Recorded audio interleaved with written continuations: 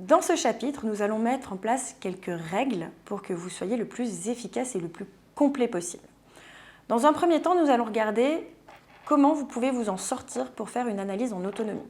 La structure que je vous propose n'est pas obligatoire, mais elle peut vous aider à être complet et organisé si vous débutez à analyser votre pratique ou simplement si vous êtes une personne qui a besoin d'un cadre pour faire les choses.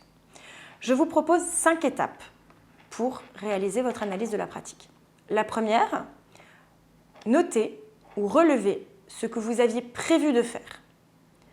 Ensuite, relevez les choses que vous avez réellement faites. Observez qu'est-ce que vous avez fait à la place de ce que vous aviez prévu. La troisième étape sera regarder ce que cela a produit. Quelle a été la conséquence? La quatrième, simplement trouver des alternatives. Si aujourd'hui c'était à refaire, comment est-ce que je ferai les choses pour éviter la conséquence ou au contraire pour m'assurer que ce qui s'est produit se reproduira parce que c'était positif. Et la cinquième étape, simplement faire une synthèse pour regrouper tous les éléments que vous avez pu noter. Ensuite, nous allons regarder ensemble quelles peuvent être les règles à mettre en place en groupe. En effet, il peut parfois être bénéfique de réaliser cette analyse avec d'autres pairs, tout simplement pour avoir des regards extérieurs. Dans ce cas, une démarche et des règles vont être très importantes puisque vous n'êtes plus seul dans votre démarche. D'autres personnes vous accompagnent et il faut être d'accord sur la manière dont on va faire les choses. Je vous propose donc un protocole à mettre en place. Nous avons déjà vu l'importance de poser le cadre. Pour cela, je vous rappelle quels vont être les différents éléments à mettre en place.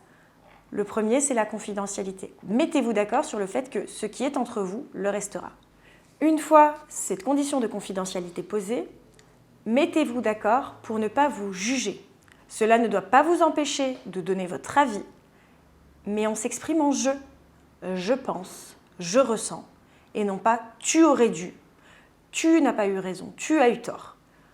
C'est important pour instaurer le climat de confiance dont on parlait. Il va être également important de se respecter. Le manque de respect est la pire chose que vous puissiez faire à des pairs qui ont accepté de vous aider. Et finalement, nous en avons déjà parlé dans le chapitre précédent, la bienveillance, au sens strict du terme, bien évidemment. Ensuite, concernant le reste du protocole, cela va permettre d'encadrer la parole des participants. Qui parle, à quel moment, et donc cela va me permettre de ne pas parler sur une autre personne. Pour cela, on va commencer par la phase de narration. La personne qui a besoin de s'exprimer et de raconter ce qu'il s'est passé va commencer. Ensuite, on partira sur la phase d'élucidation.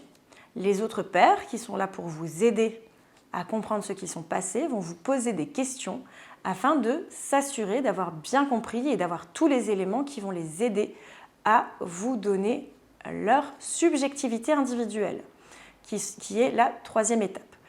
Qu'est-ce que cela veut dire? Ça veut simplement dire qu'ils vont vous donner leur avis sur ce qu'ils auraient pu faire. J'aurais choisi d'eux, j'aurais utilisé plutôt telle technique. Et ensuite, on en revient au narrateur qui va faire son retour sur ce que lui a apporté le groupe de parole. Est-ce qu'il a choisi une solution plutôt qu'une autre? Est-ce que ça lui a parlé? Est-ce que ça l'a aidé? Quelle a été son expérience? Ce découpage des temps d'échange va vraiment vous permettre d'être le plus discipliné possible dans vos interventions et le plus complet possible également. Ce protocole est un protocole pour un groupe d'échange classique. Ce que nous verrons au prochain chapitre, c'est une variante de ce protocole dans le cadre du groupe d'entraînement et d'analyse de situations éducatives, aussi appelé GIS. Je vous invite donc à me retrouver pour en discuter plus en détail.